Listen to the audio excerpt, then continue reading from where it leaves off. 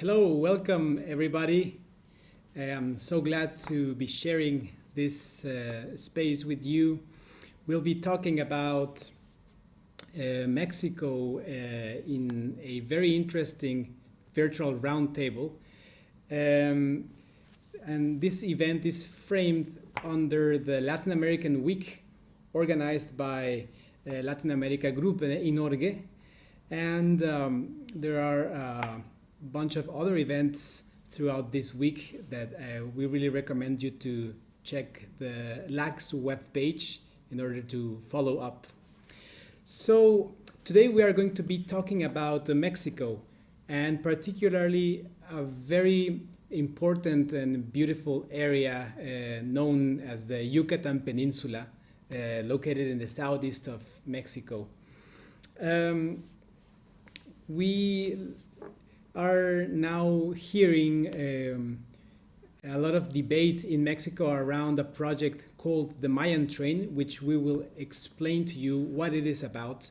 But first, let me introduce very briefly the guests that will be joining this conversation. My name is Noé Mendoza. I am a PhD candidate at the NMBU here in Norway, and I'll be hosting this conversation. But our guests, we have Emma Villaseñor, who has a PhD degree in sciences, specialized in natural resources management from the National Institute of Ecology in Mexico, and she also holds a master's degree in sciences and a bachelor degree in biology. Emma is head of the directive board of Combiodes, a non-governmental organization focused on biological monitoring, conservation planning, and communitarian resource management. Currently, she's based in Oaxaca City, enjoying lovely and very rich and spicy food in the south of Mexico. Thanks for joining, Emma. We are also pleased to have the participation of Malena Oliva, who has a PhD degree in sustainability science from the Research Institute in Ecosystems and Sustainability of the National Autonomous University of Mexico, UNAM. She also holds a master's in sciences specialized in human ecology and a bachelor degree in environmental management. Malena is currently an environmental consultant in the firm WSP Engineering Mexico, and imparts courses related to terrestrial ecology and conservation conflicts at Marista University of Mérida in Mexico. Malena has experience working in environmental, non-governmental organizations in the Yucatan Peninsula and consulting projects. Currently, she is based in the Yucatan Peninsula in the city of Mérida, that's in the east of Mexico. Thanks for joining, Malena. And we are also happy to have the participation of Carlos Dobler, who holds a PhD degree in geography from the Graduate School of Geography in Clark University. He also holds 2 masters in geography and a bachelor in biology. Carlos is currently a postdoc in the Research Center in Environmental Geography of the National Autonomous University of Mexico, UNAM.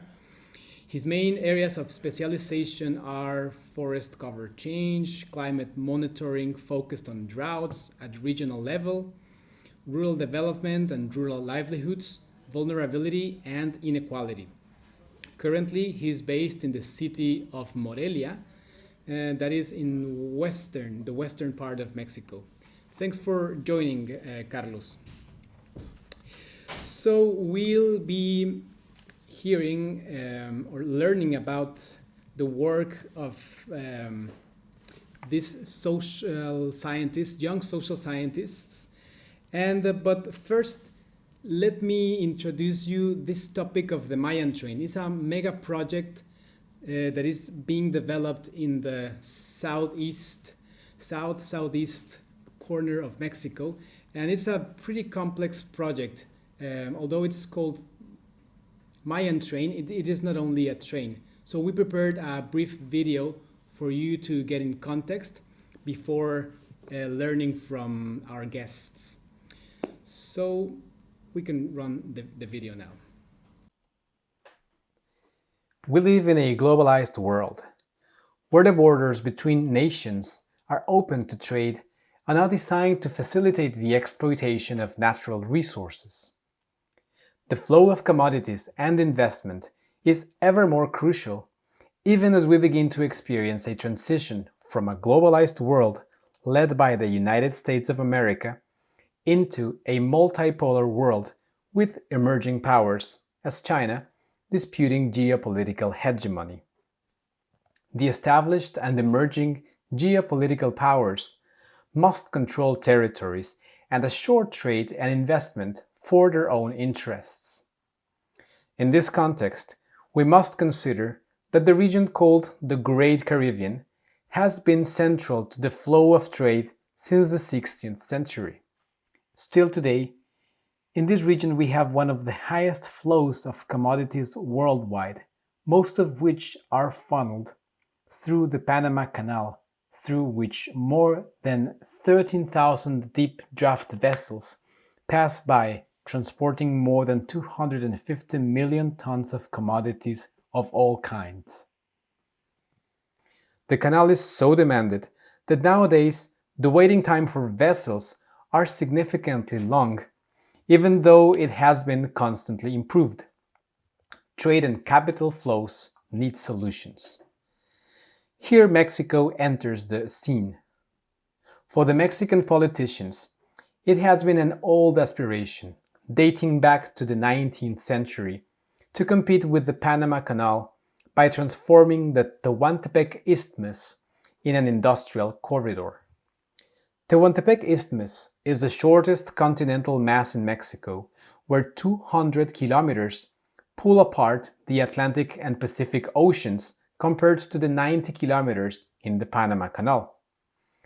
The south of Mexico has historically been much less developed than the north of Mexico, and to transform the Tehuantepec Isthmus, located in the south of the country, into an efficient corridor for trade and industry, large infrastructure investments must be made in the form of railways, industrial facilities, and infrastructure for the provision of energy.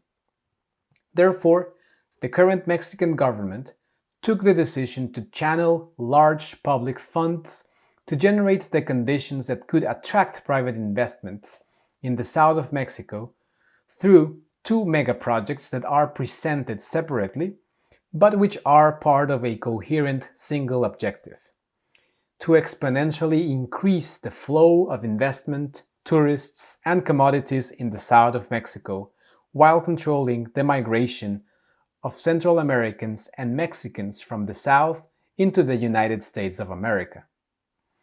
The consequences of this development strategy, particularly the outcomes that will derive from the so-called Mayan Train, preoccupy many indigenous social movements and many members of the Mexican scientific community.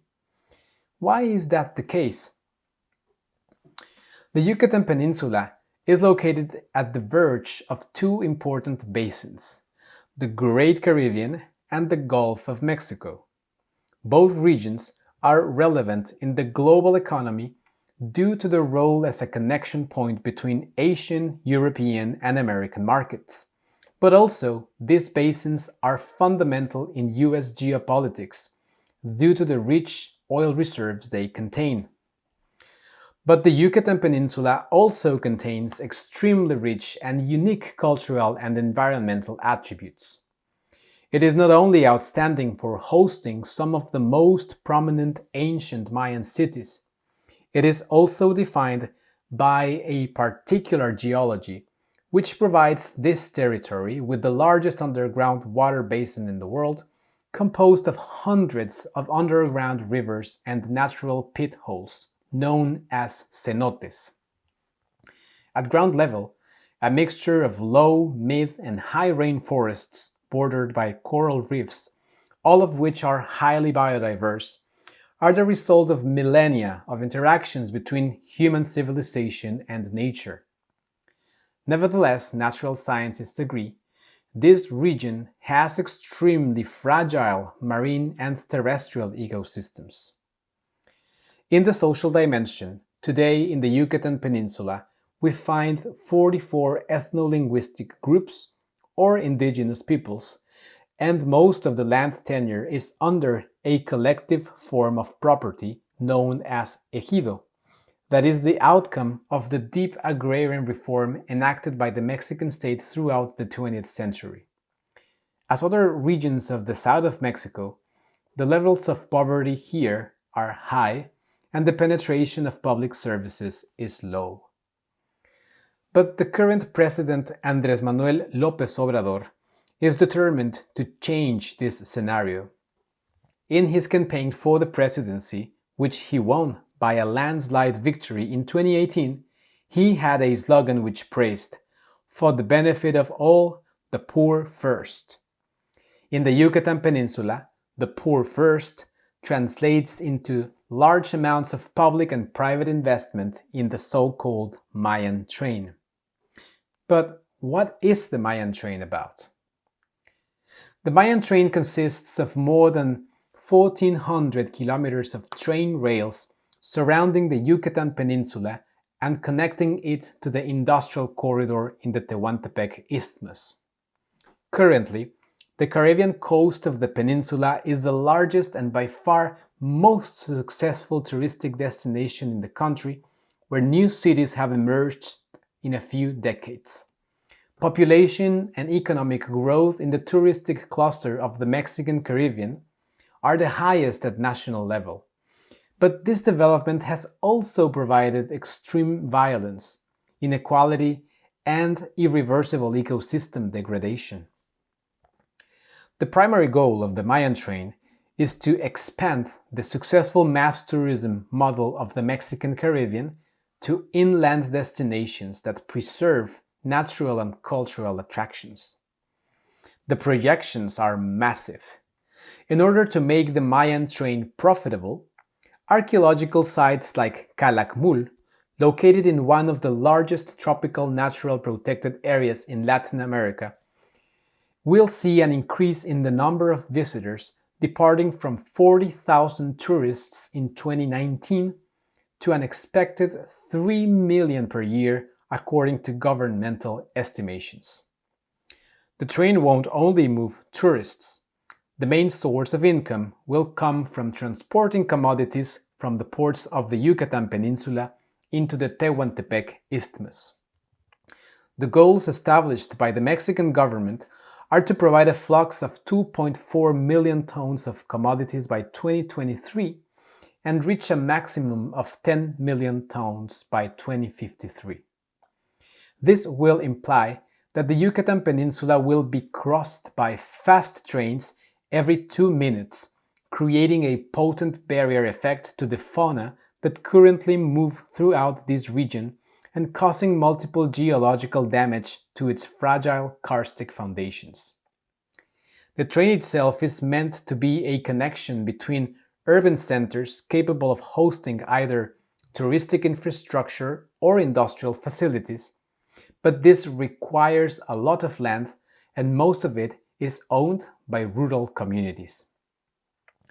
For this end, the Mexican government is promoting a financial mechanism where peasants, owners of land, are invited to become stockholders in a real estate trust where they will provide the land in exchange of a variable rent that will depend on the profitability of the stocks in the financial market.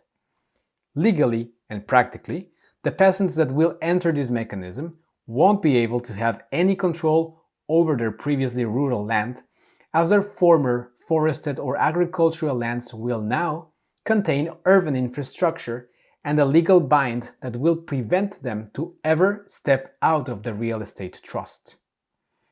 Moreover, scientists are warning about the contradictions of channeling investment to create new cities, in some cases in densely forested areas, with the mandatory energetic and hydrologic services in areas where the Mexican state has never been able to fully guarantee access to public health and water. An outstanding component accompanying the Mayan Train and its connection to the Tehuantepec Isthmus is its potential role as a barrier for migrants coming from Central America and the Mexican state of Chiapas into the northern territories of Mexico, trying to cross the border into the United States of America. The train is a win-win solution to militarize the southern border in order to protect private and public infrastructure, with the additional role of contention of the south-north migration. López Obrador's administration recently mobilized military forces to the border with Guatemala and Belize to contain migration after Trump's administration pressed the Mexican government to enforce policies of migration.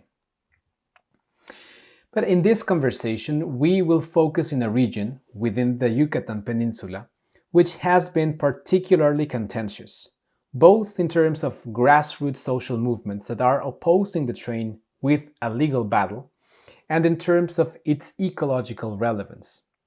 We will be focusing the conversation around the potential outcomes of the Mayan Train in the Kalakmul region, located in the south of the Yucatan Peninsula. In this region, Mexico has its largest tropical natural protected area, the Kalakmul Biosphere Reserve. It is connected with densely forested areas in northern Guatemala and Belize, constituting a region known as the Mayan Rainforest, which is considered the second largest forest mass just after the Amazon rainforest. More than 40% of the Kalakmul population is indigenous, and more than 80% of its total population is categorized under some form of multidimensional poverty. Here, most of the population are subsistence peasants, although rural livelihoods are experiencing processes of intensification and diversification. Kalakmul was a region considered the last frontier of Mexico in the 20th century, when the Mexican government promoted peasants living in other parts of the country to inhabit this territory in multiple waves of colonization through the 1970s, 80s, and 90s. Kalakmul has had high deforestation rates in the last decades, although their growth rates are declining, and the main economic activities are subsistence agriculture, complemented by honeybee production, forestry management, and ecotourism. Given its particular characteristics as a post-frontier territory that was recently inhabited, and with an outstanding ecological role, Kalakmul is also a sort of hotspot for environmental activists and scientists. So, the Mayan Train is a project that has an interesting geopolitical framing, as the video was showing, but its outcomes will invariably manifest in the local sphere. So in this way, we are trying to zoom in into the local sphere and exchange hypotheses and reflections based on scientific and published work. Hopefully, we could contribute to the debates taking place right now. This is an invitation for the Norwegian public to involve in discussions about development and the challenges of transforming the world we live in. The dynamic will be the following. We will hear and learn from our guests about the recent research in the Kalakmul region to get an overview of the particular aspects they studied in their social research in Kalakmul, and from there we will ask them to elaborate some hypotheses or reflections of what outcomes we could expect in Kalakmul with the incoming implementation of this mega project known as the Mayan Train.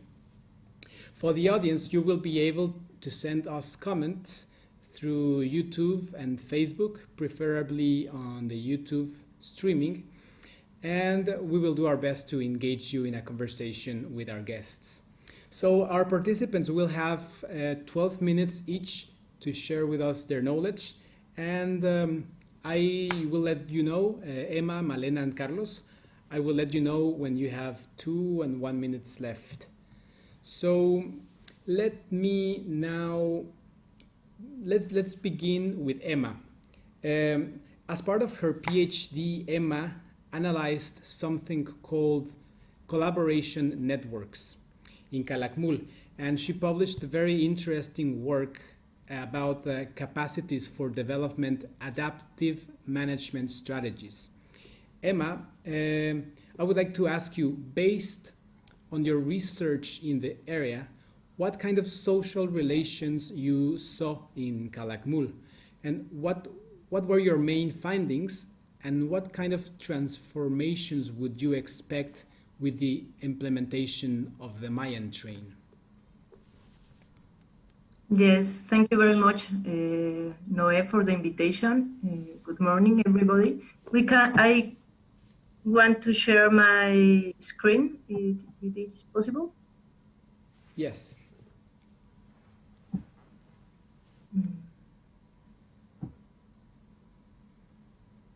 No, I am trying, but I don't have the permission. Okay, give us a moment. Sí.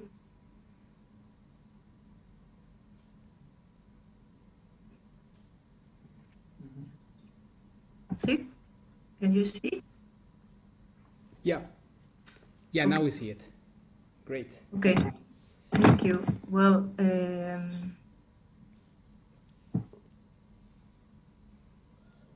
here I'm going to talk about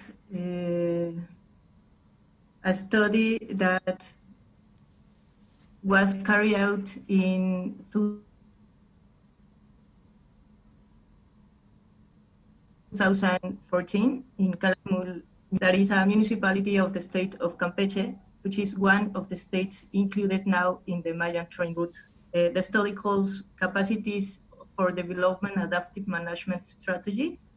And in this study made with Luciana Porter and Gabriel Ramos, we used social network analysis to study the ability to collaborate and to share information of natural resources management as a capacity for adaptive management.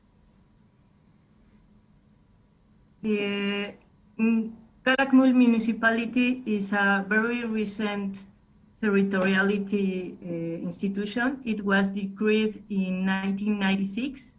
It's located in a biodiversity hotspot, that is the Mayan Forest.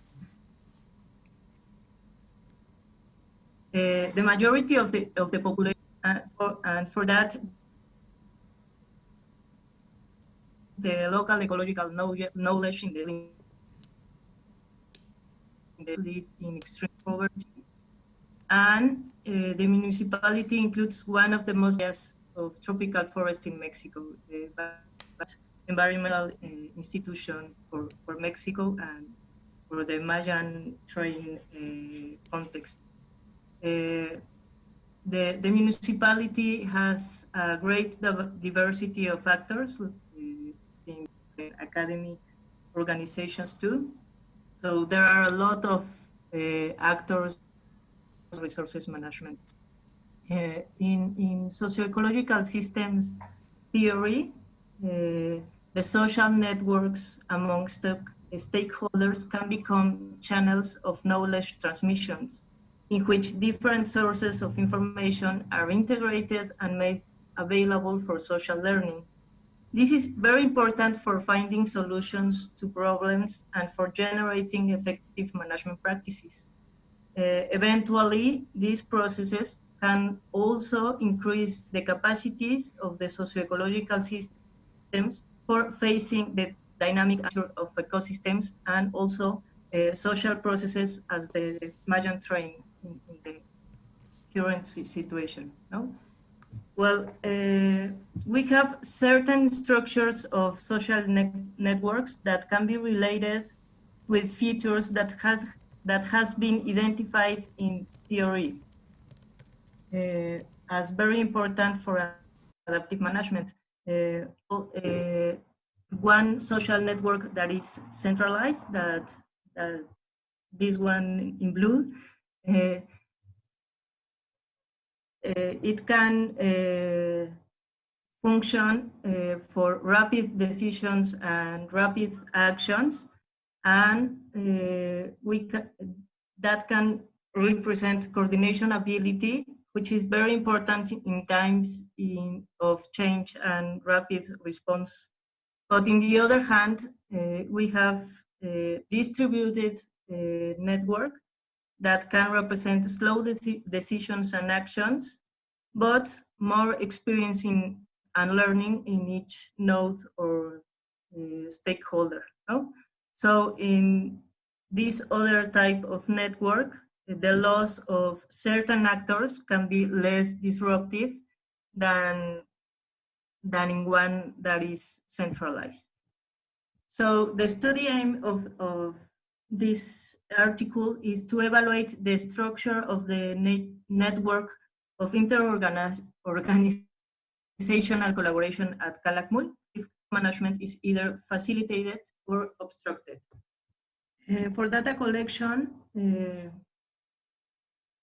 we obtain information about collaboration between organizations. First, identifications engaged in natural resources management in the municipality through informal and formal meetings. Then we carry out 37 semi-structured interviews held with high-level representatives of the organizations. And in these interviews, we ask organizations attributes like the type of organizations, the number of people working there, etc. Did they meet formally during 2014 in Kalakmul, and with whom work together in a project addressing issues related to natural resources management. After we did the analysis, we carry out, which we discussed the results with important stakeholders in Kalakmul. So for social network analysis, we used UCNet software. We calculated network measures using for each collaboration level meetings and projects separately. For the overall networks, meetings and projects and centralized individual organizations measure as Bonacci power and between centrality. Bonacci is a power of the importance of one organization in terms of the importance of its connections, and between centrality is a measure of the importance of each node for connecting the network through shorter paths. So we obtain this meetings network. For those that are not very familiar with social network analysis, in each square or circle are the organizations. The size of the square and the circles of each organization, and the thickness of the lines are the strength of the relationship between organizations. So in blue nodes, we have governments, in green, the NGO organizations, yellow for donor organizations, and purple, academic organizations. We obtained 68 organizations named for the entire network. The density is only 28%. That is 28% of all the possible links between organizations is very low density. And for centralizations, we obtain a measure of 23%. That is very low centralization too. We found that one NGO organization, the Council, el Consejo Civil Mexicano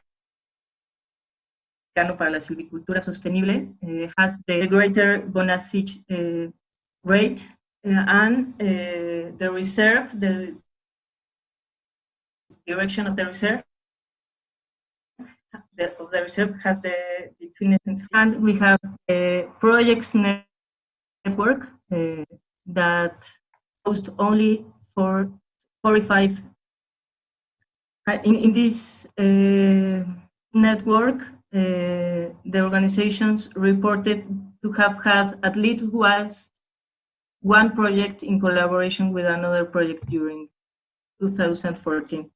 This network is only 5%, and the project's network present low group degree centralization of 23%, which means that there is some homogeneity in the number of collaboration of all organizations,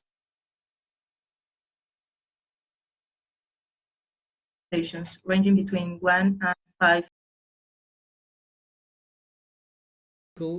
That, as I understand, is addressing the particular situation of Kalakmul.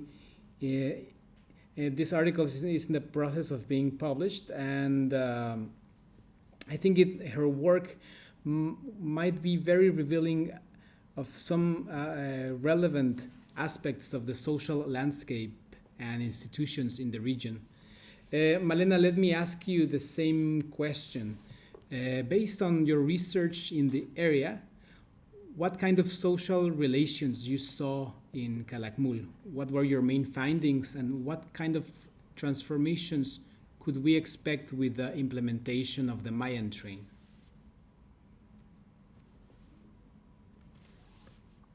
Thank you, Noel.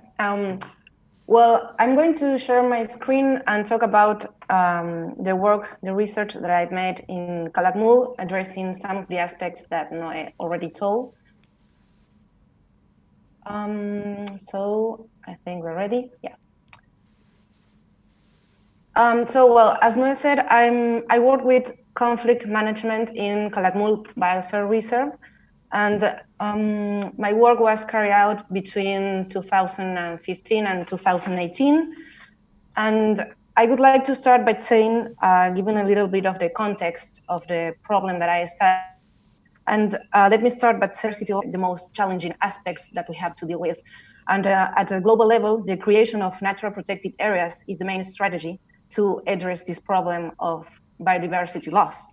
So the problem is that when these protected areas are created in places where there is human population, so it's highly probably that they're going to generate a social local impact is aiming to protect. And so these social impact areas is what we call conservation conflicts. And this is specifically the issue that I work with.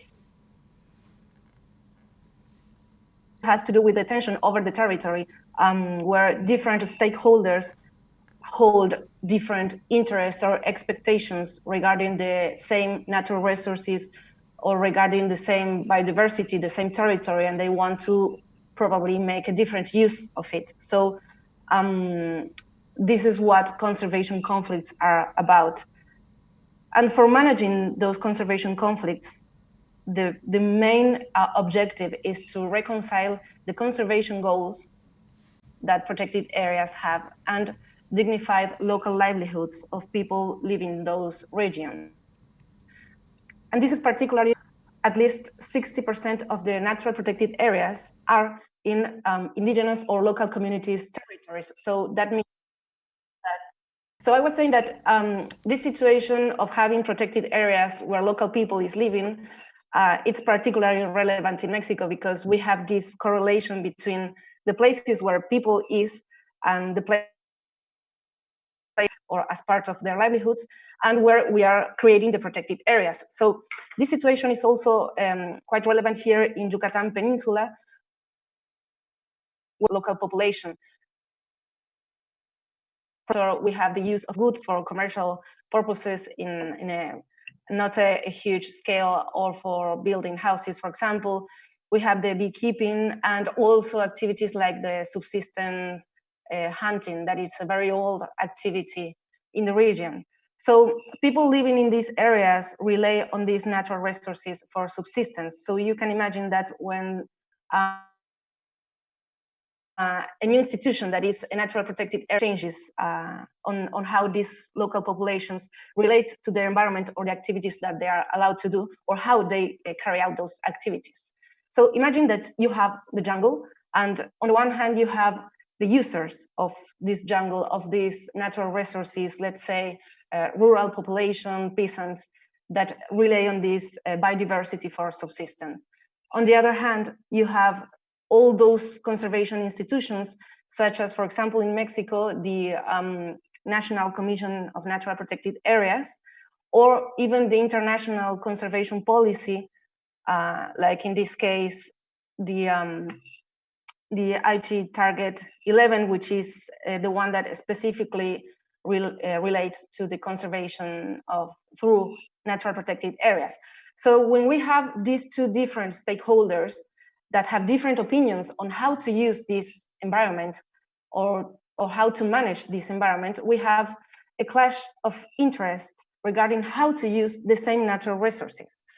And so this shows a very complex context, and the interactions between those stakeholders are also complex, and we try to, when we manage conflicts, to reach some agreements between those parties on the way they have to, or they decide to use the natural resources. So in this complexity, if you add a mega project like the Tren Maya is going, or the Maya Train, sorry, you are going to have a bit of more complexity in the social ecological context or scenario.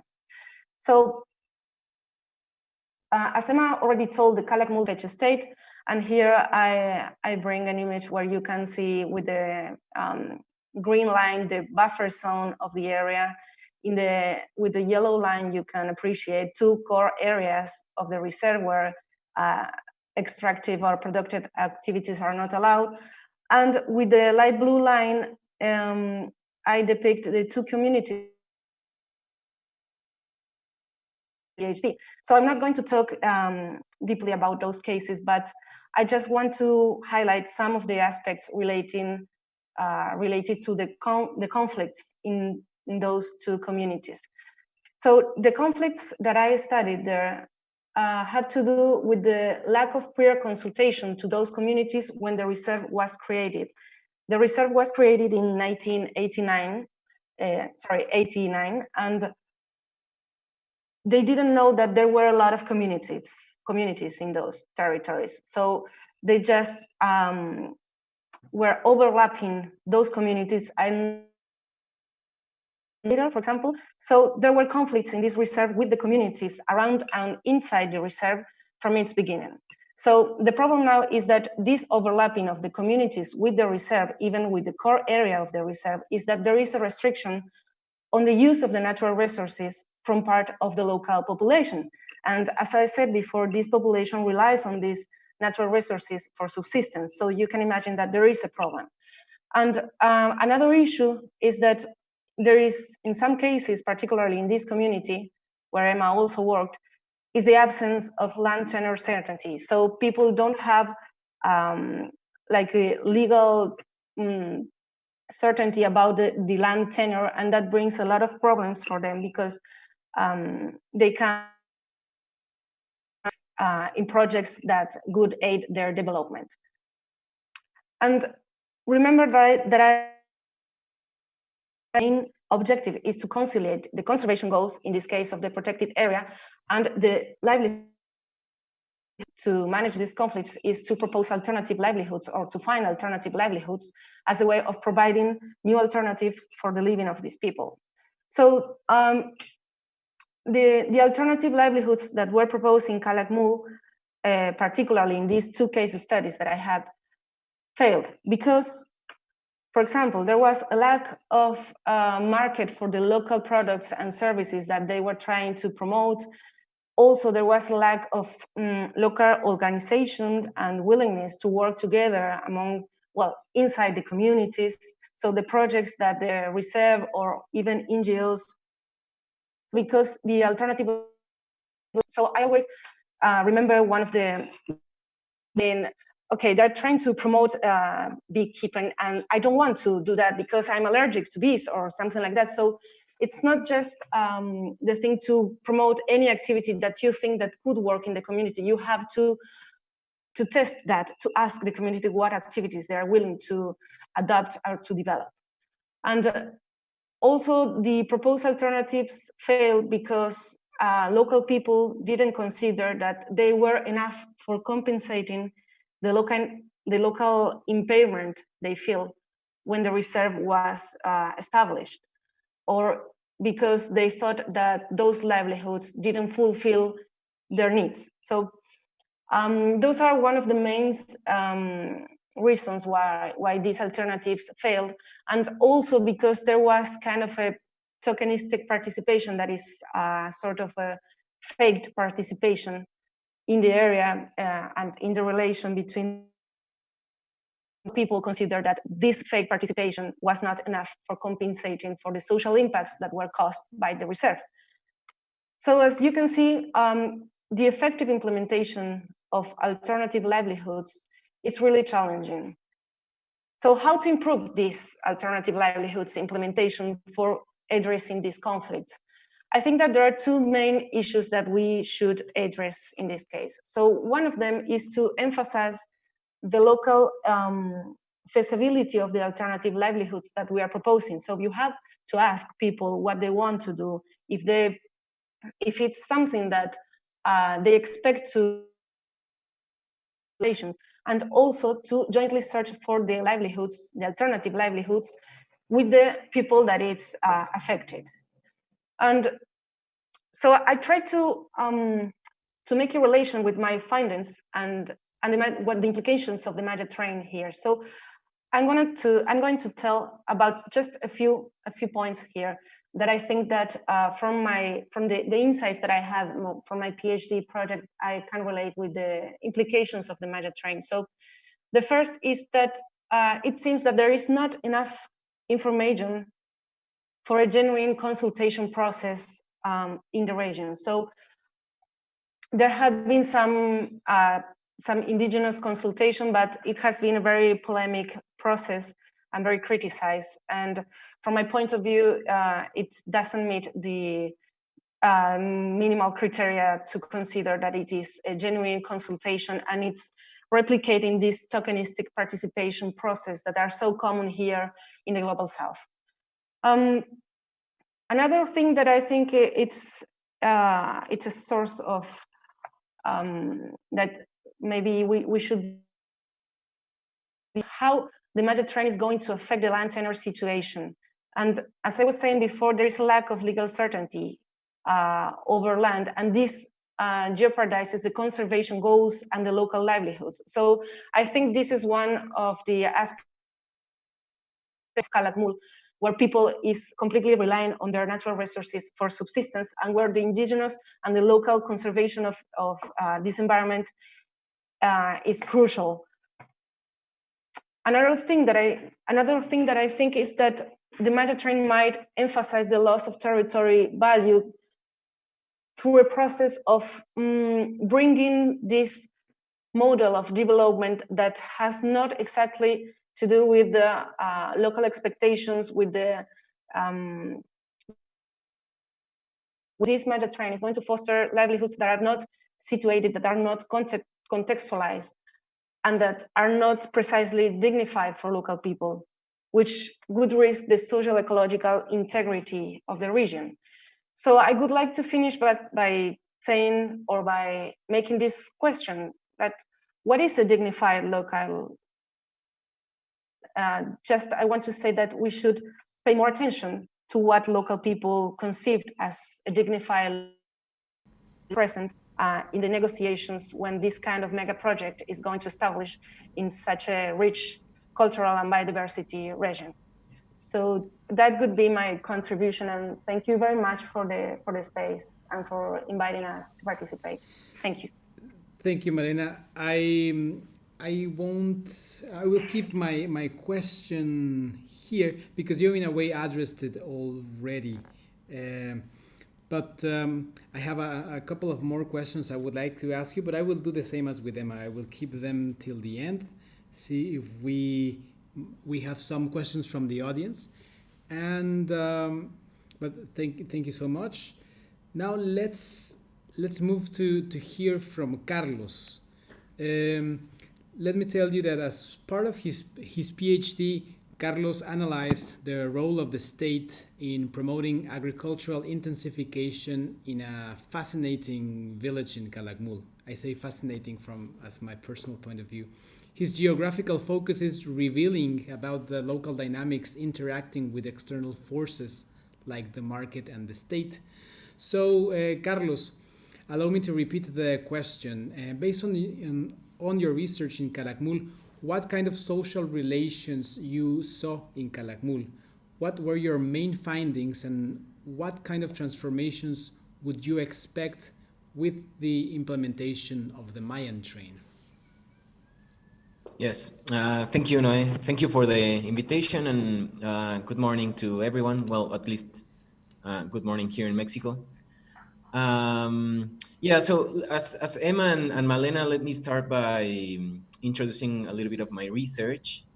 I spent a year in Kalakmul in between 2017 and 2018, and well, the findings that I'm gonna tell you about are mostly derived from that fieldwork that I conducted. So overall, as you were saying, my research focuses on the ways in which the state interferes in Kalakmul. I would say that these interference, I focus on the interference that happens within the communities, right? So, okay, sorry. Now, something interesting for Kalakmul is that this form of, or at least state intervention in general, has changed a lot in the region. As the video was saying, Kalakmul, and as many other tropical frontiers, well, the region remained, it was kind of a Wild West, if you want to make a correlation with the American frontier back then. Of course, less romantic.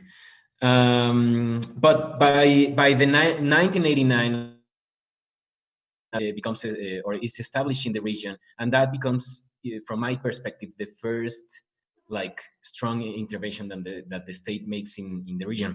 And same as Malena was saying, the reserve introduced a significant territorial disruption because its borders were drawn on top of several of the already established communities, right, in there.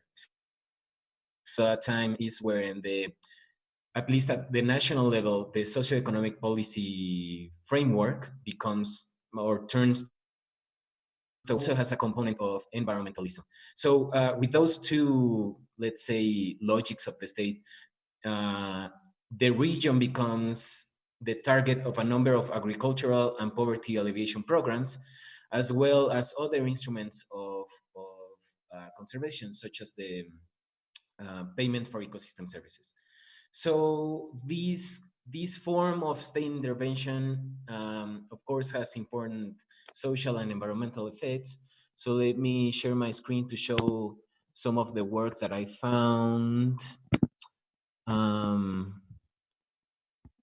Wait.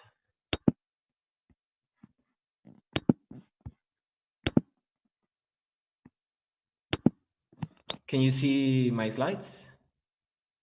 Okay.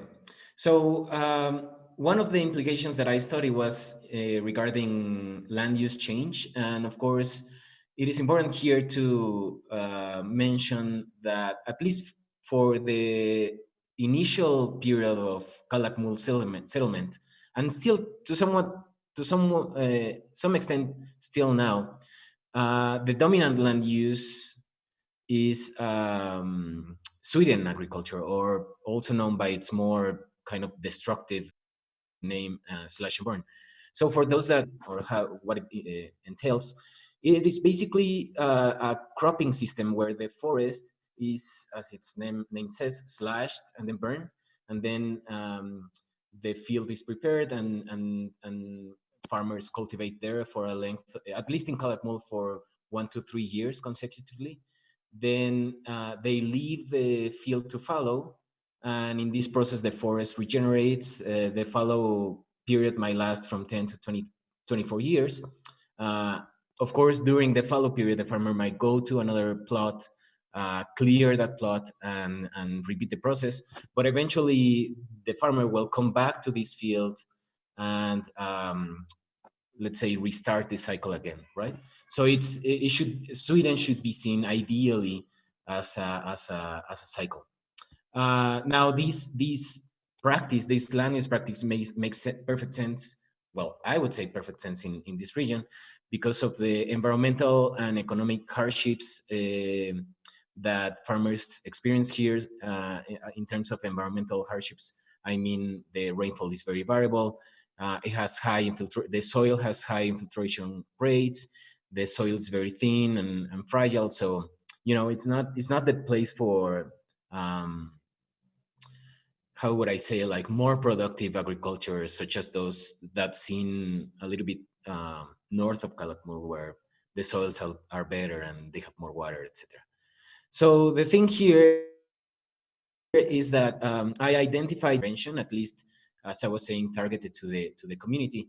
And on one hand, we have agricultural subsidies, whose aim is basically to modernize what the state sees as a very destructive, primitive, backward kind of agriculture, right? But then on the other side, we have also this conservation regime made up by the Kalakmul Biosphere Reserve, the Program for Ecosystem Services, and the enforcement of the Forest Code. The Forest Code essentially bans the cutting down forest that is considered old growth by certain standards, such as the diameter of trees, the density of the stand, etc. So what I see is that at least in the paper that I wrote regarding this study, what I saw was that these two components were acting together to change in what I would say a radical of the region. Regime characterized by kind of a cycle, a very integrated cycle of land uses. We have both conservation restrictions and agricultural subsidies pushing together towards the division or this, I would say the segregation or separation of land uses. One in which forest becomes permanent, let's say, and on the other side we have maize cultivation, again entirely separate from the forest. This is also known, in academic circles as land sparing. Might have in turn a series of implications at the landscape scale. I hypothesized that this might lead to let's say the confirmation, or this transition might come in the form of shifting from an integrated, dynamic, and multifunctional landscape that supports such in hunting, firewood collection, etc., segregated and stabilized. This segregation in turn has some other implications because as agriculture intensifies, you need more external inputs such as agrochemicals, such as mechanical tillage. And well, these things clearly are not the best things for a place like Kalakmul, that in terms of agrochemicals, for example, you have also beekeeping, which are, I would say, they are in contrast. And then the mechanical tillage, the mechanization of soils, having such thin soils and fragile soils, same, is not ideal. Now, another implication, and that might speak or might have a more direct implication for the Mayan Train. I also analyzed how this state intervention could interfere or interact with processes of social differentiation within the communities in Kalakmul. So many people might think that these communities are very egalitarian, egalitarian and everybody's doing the summers, etc. But the reality is that they are not. So my goal in the study was to identify of residents based on their livelihoods, right? So we have in here, I managed to identify three main groups. And each one of them engages differently with this number of activities, right? Maize cultivation in the summer, maize cultivation in the winter. There is a cash crop that some people farm, Chile, raise livestock, beekeeping, forestry. This is farm wage work, remittances, and other non-land-based revenues, right? Such as being a teacher or owning a convenience store, etc. So we can see that with these activities, some people. Cluster one is highly dependent on forestry and not so much on maize cultivation. They might have some livestock. Cluster two is more diversified. They engage strongly, or at least more relatively stronger with Chile cultivation, some beekeeping. They receive the most amounts of remittances, and they participate the most with non-land-based activities. And then we have cluster three, which I find very interesting because they are the most dependent on maize cultivation. They don't cultivate chili, and they are also highly dependent on farm wage work.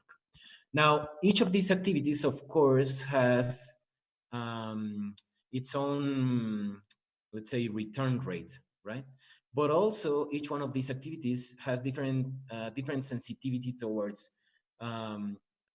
hydroclimatic stress in the region, which is a factor because of the very variable rainfall and such and such.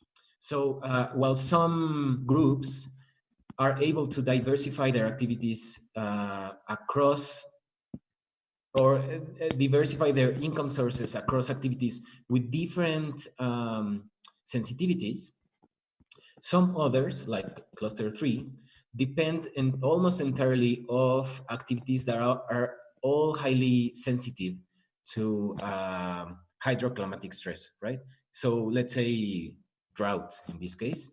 Of course, maize is very sensitive to drought. If the region is under drought, then farmers that might hire these people, their production is not going to come out because of the drought, right? So a drought comes in, and you can expect this cluster three to be in cluster two, that they might have some income sources that depend on other non-sensitive. Does this happen? Like, what is behind this livelihood differentiation? One was determining this differentiation was land tenure. Not surprisingly, this cluster three, which we saw, let me go back, is what I was saying, the one that experiences the most of a drought or extreme rainfalls, whatever, are the ones that don't have legal or official tenureship. Now, the problem of not having official tenureship is that then that links to the receipt of many of the government programs, because in order to participate in many of these programs, you have to own or be an official resident of the community, right? So just to stress, this cluster three, most of them don't have official rights, while cluster two and one, they do. And of course, that brings then another sort of benefits. Cluster two and one and two are the ones that receive the most of payment for ecosystem services, while cluster A or three, sorry, they don't receive anything basically. Other cash transfers from the government. Cluster one and two receive more. Cluster three, in terms of agricultural programs, they all seem to be receiving the same. And there are other differences, right? Cluster one and two are the ones that generate the most income, the ones that own, yeah, we can say most land. Well, these guys, they don't own almost anything, and so on. So why is this important? Let me, okay. That's my presentation. So as as you can see, there is quite a bit of stratification, right, already inside the communities. And for me, the Mayan Train, the way that I see it, is that I think, as any other major development project, it will bring new opportunities in a variety of livelihoods. I don't think we have enough information to know which constraints are those. Or based on my study, something that I guess will happen is that captured by those that are already better off, right? While most of the costs, I think they were the more vulnerable. These findings also have some, because if we see a disparity in the way actors at a broader scale, such as organizations or the reserve, at that broader scale, I can expect that those conflicts will then kind of trickle down to the community, and it might exacerbate these differences or differentiation that I saw at the community scale. Now, of Okay, course, Carlos. the inequality or conflict. Yeah. Go ahead. Should I go on? Yes, you can go on. In the end, I decided to not be so strict with time given the technical complications. But you keep going, please. This is my last sentence. I was just saying that inequality might have its own consequence. Of course, it might lead to more conflicts within the community. And of course, erodes the. That would be all. Okay, Carlos, thanks a lot for your presentation. I have here some questions for you, but let me do, instead of posing the questions gently, as it would be like in a friendly conversation if we were all sharing beers in Kalakmul, let me Yes. do instead a sort of role play. Because, well, it seems that from what you presented here, your findings, and what you expect might happen with the Mayan Train, as we understand the Mayan Train right now, well, there are, of course, problems and challenges in every dimension that we look at. The collaboration networks, the way conservation conflicts are processed, and in rural livelihoods and the role of the state. And it seems also that you seem to pinpoint that most of these problems will become more difficult to address because the Mayan Train will be a big driver of change. So, well, that's my interpretation, the most general interpretation I can make of your presentations. But then let me assume the discourse that the federal government in Mexico is assuming in order to push forward this project. If I was a promoter from the Mexican government in favor of the Mayan Train, of course, I would say to you, well, yeah, don't forget that finally now the federal budget, public funds from the Mexican nation are going decidedly into the south of Mexico. We have this huge debt or this lack of investment in the south historically in Mexico, and the Mayan Train is going to be a process or a project that will transform the territory, not only Kalakmul, the whole Yucatan Peninsula. The Mayan Train is transformation. And you seem to assume that transformation is negative, or that modernization is negative. I would say, I would question whether, for example, when we talk about collaboration networks, consensus, is it mandatory to be able to manage natural resources? Or, for example, when we talk about, Malena mentioned the lack of markets for products, well, the Mayan Train will precisely facilitate a connection with global markets for those agricultural products which nowadays are difficult to find a way out into the market.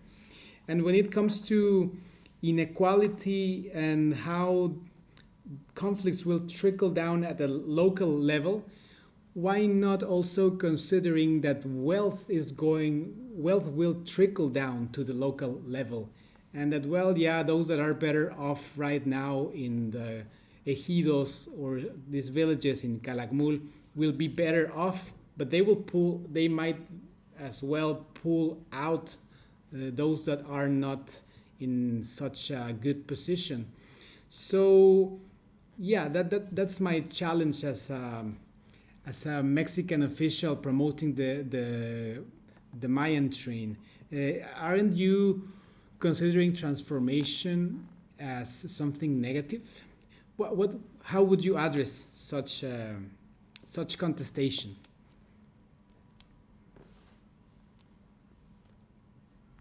Well, if I may answer. Yeah. I think that it's quite a tricky question there.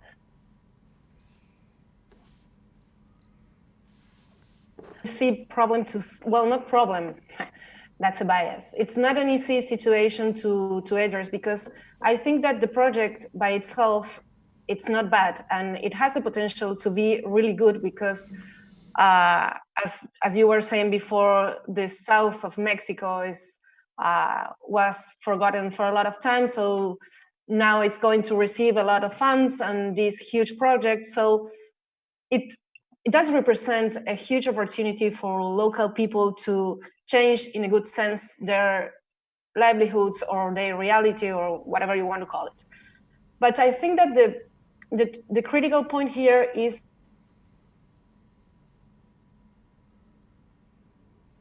if there was going to be a legitimate consultation process, well-informed, where people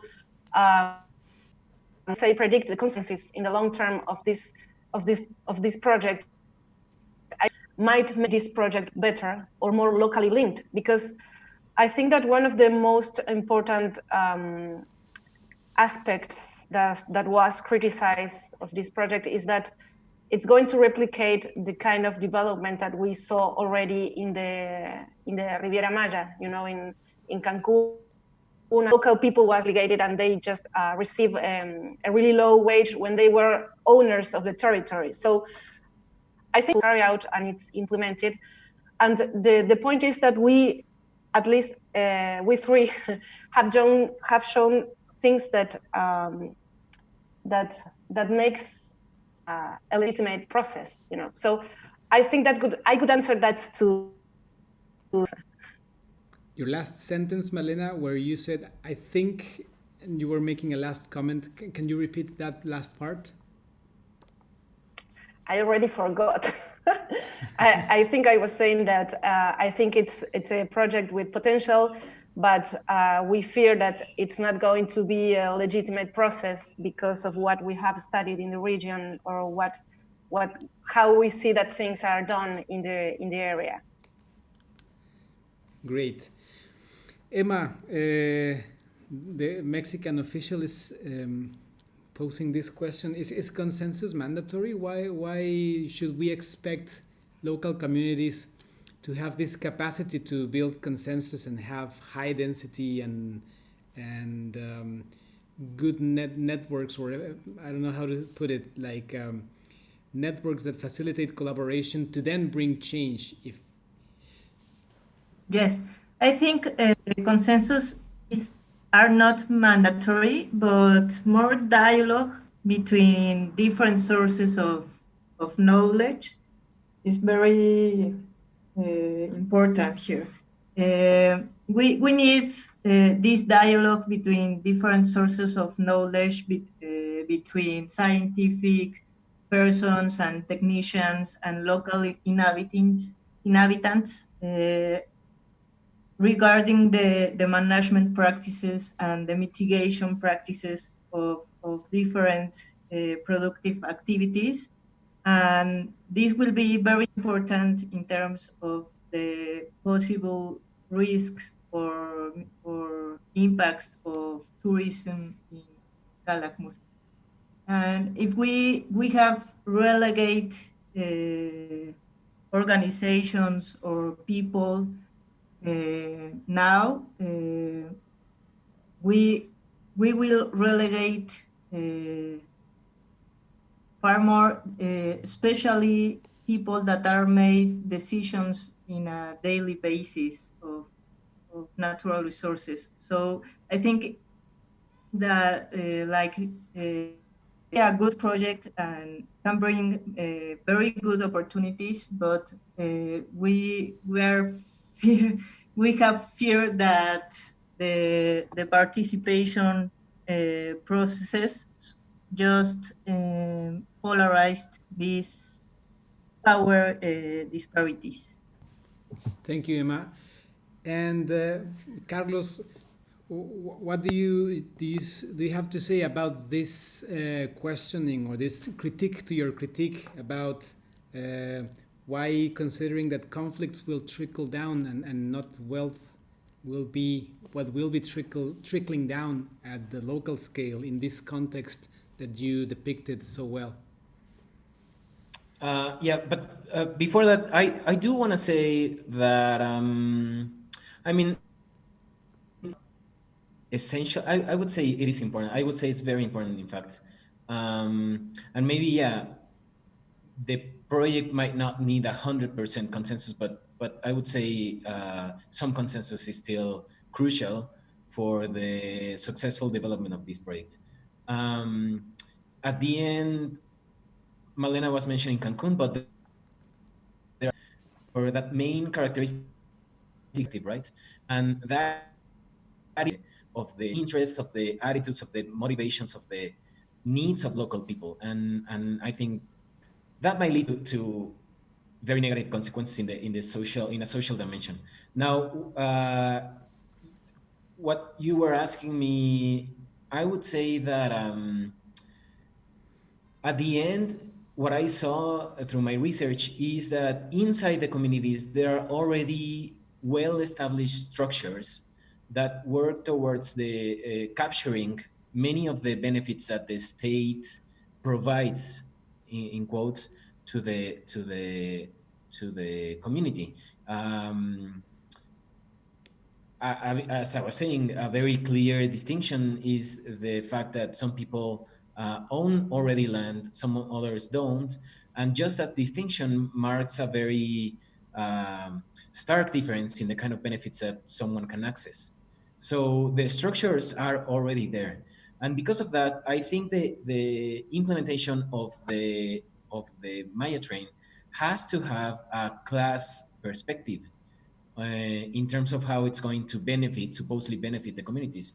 The few things that I've heard in terms of how state promoters talk about the train, they always talk about the benefits that it will bring to the communities, but they always talk to of the communities in general, precisely thinking that they are an egalitarian group that will benefit in equal terms when tourism arrives or better economic opportunities arrive, etc., etc. All those needs a class perspective, because otherwise, I fear it might exacerbate these already, as I was saying, these already well-established structures that foster or promote socioeconomic inequality in Kalakmul. Carlos, can you repeat the last part? I think you were concluding, but we lost your audio in the last sentence. I'm not sure from where, but I was just saying that the implementation of the project, in order to succeed in terms of actually benefiting the community, needs to have a class perspective. Otherwise, I believe it will exacerbate many of the socioeconomic differences that are already in place in Kalakmul's communities. Great.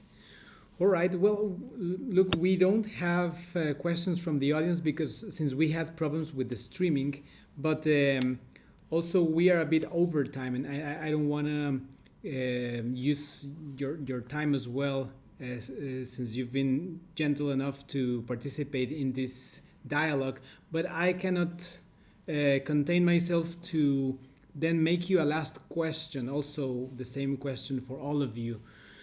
Would you be able to pinpoint one or two aspects that you think the Mayan Train as it is should change in order to have a more positive outcome?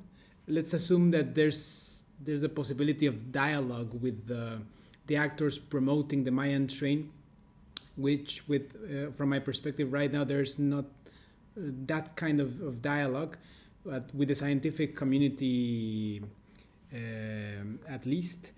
So what would you recommend if you could try to elaborate one or two things more concretely? Let's say, like, for example, maybe those or some officials would have problems or struggle a bit with recommendations of the kind of have a class perspective. How would you land those kind of ideas in specific recommendations?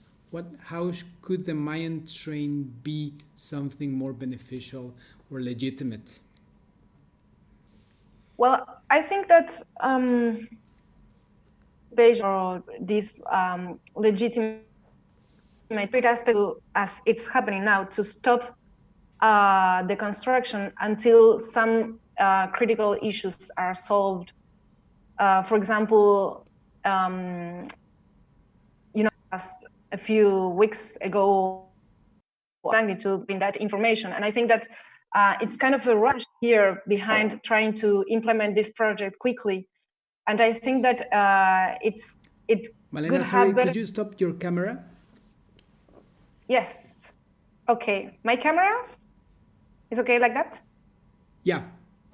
Okay. So I was saying that I think it's important to take this calmly and just to do all the studies that we need to have a real dimension of that people, especially to decide to participate, so that they have the information and the power to be involved in or to change some of the aspects that carry out. So I think that might be one of the concrete things I would suggest. Thanks, Malena. Well, to keep the same order, Emma, what would you say? Reach local institutions and heard them and heard their preoccupations, and to help them to increase economic and social autonomy of these local institutions, have experience and knowledge, and not to serve productive activities, because that will only increase the vulnerability and the dependency in one or two economic activities. Thanks, Emma.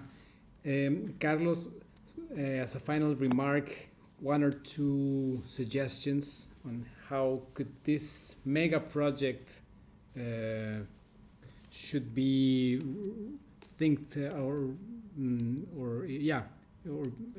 improved, if at all there's a chance to improve it. Yeah, so my recommendation is almost exactly the same as Emma's.